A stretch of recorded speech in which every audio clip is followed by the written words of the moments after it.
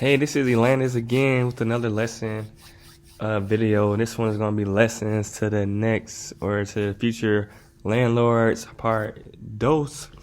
So, hope you guys like my Spanish. So, lessons to the future landlords part 2 coming in. On this video, I wanted to talk about making sure you asking the right questions. It kind of goes hand in hand with screening. This is kind of what you want to do before you get to the screening level, but you want to make sure you asking the right questions, such as like, what do you do for a living? Where do you live now? What is the reason that you're leaving your old place to your new place? Do you have any pets? Do you have a boyfriend or girlfriend? Where are you from? What are your passions? What do you like to do when you're not working? You want to just make sure that this individual is not going to be doing some crazy stuff in your home while you're not around, or going to start having a whole bunch of parties, or going to be doing all types of stuff. Most people, I think, say, what I've heard, I'm a quiet individual. All I do is work, and all I do is this and that, and blah, blah, blah, blah. Sometimes you can kind of see through the BS. You want to kind of see through that kind of stuff and make sure that they're actually who they say they are. But from my experience, usually pets, depending on what type of pet it is or how big it is, I kind of lean on no pets. So if I ask them, like, what kind of pets do you have, or do you have any pets? And then they may say, yeah, I have a dog, or I have a cat, a well-trained dog, or I have a husky. I'm like, how big is the dog? Because sometimes, people may say their dog is friendly or their dog doesn't do anything, but sometimes your dog may leave your home not smelling the greatest, so you want to keep that in mind as well. I feel like 75% of the people I talk to, though, they do have pets, so you may want to be lenient depending on how fast you want to get your place rented out, or how fast, how flexible you may be with pets living in your home. I have some pretty good experience with cats, though, so if an individual have a cat, then I usually be okay. That's pretty fine with cats because they're pretty chill. As long as it's not your furniture in the home, you should be okay with a cat, because cats like to scratch up like living room furniture and like bedroom furniture and stuff like that. So if it's not your stuff, if it's like pretty empty and it's just the tenants bringing their own furniture in, then cats are perfect. Some of my tenants have like fish and turtles and rabbits and stuff like that. Those are pretty cool. I would say I would just lean.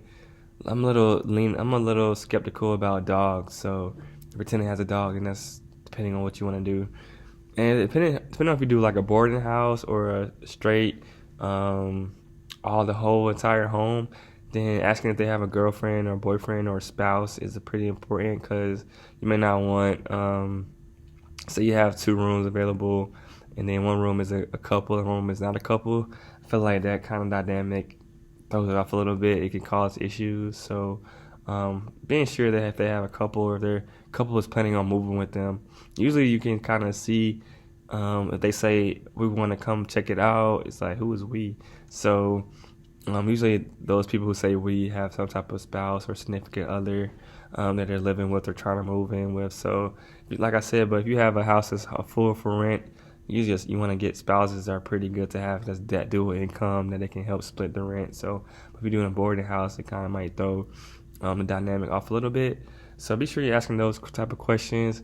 Another good question I like to ask is, like what you do for your free time, so people can have some cool hobbies, hobbies that maybe like lean towards them being out of the house. I know it's their home, but I feel like the more time you spend at the house, the more likely you are to break something. And as a landlord, you don't want people to break your things, depending on what type of stuff you have. But they can break stuff from like sinks to tubs to all kinds of stuff. Like, I feel like every month there's something being broken in one of the homes I have. But that's just the name of the game, so you gotta deal with that type of stuff. But yeah, asking what type of hobbies they have was another good question to figure out who you're dealing with, and what type of tenant they may be in the future. I know usually like this may be, someone may lie about this question, but asking them how clean they are is a good question to ask, because you want to keep your house clean while you're not there. I don't know if you want to hire someone to clean the house. I know for one of the apartment I live in right now, is all of us are guys, so I try to have someone come in for like a month at a time, or every other month, to help clean out, because guys don't live the cleanest. So Be sure to ask those type of questions like how clean you are. Is another great question to ask. Um, what type of hobbies do you have? Like I mentioned, is another good question. And I would say another great question, probably the last one you should ask is like, um, how often do you plan on having company? Because company can lead to issues. You don't want, if it's a rooming situation, you don't want these people to start fighting with other outside guests.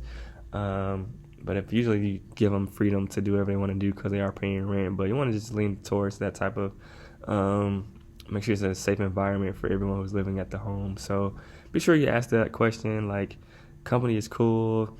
I have company over at my place sometimes. I had a game night the other night after shooting this video. So you don't want to be too much in their business, but you do want to lean on having the safest tenant and having a calm tenant, a clean tenant, a tenant with the least amount of pets and stuff like that. So let's go ahead and do a recap on the type of questions. Hopefully I don't forget any of them. I should have wrote them down.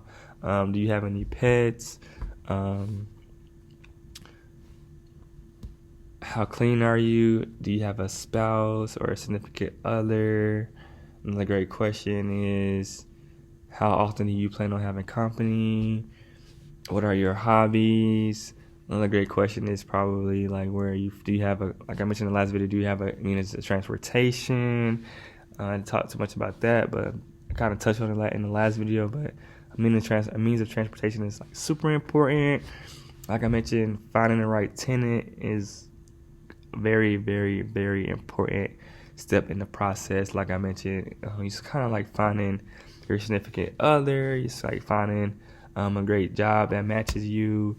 It's just like finding your new best friend. But you just want to make sure that this individual is a great fit. It's all about great fit, and you want to have like the least amount of issues. Sometimes work with people, there's always gonna be stuff that pops up, but you want to be sure that this person is a great fit. So that's great. About 5 questions you should ask your tenants, just off of like having conversations with them, like before they may even do a tour with you. Before you get to that step, it's like a good screening type of questions to ask to make sure like what type of individual that person is and what you can kind of expect when they move in. So hope you guys like those questions. If you don't have any other questions you want to add that we should ask tenants that are great, that's a great question that I didn't think of, go ahead and drop it in the chat or in the comments. And I love to learn more. I'm trying to get more tenants and more homes, so I'm gonna have to add these questions to my list for sure. So be sure to let me know. If always, look out to have conversation in the comments below,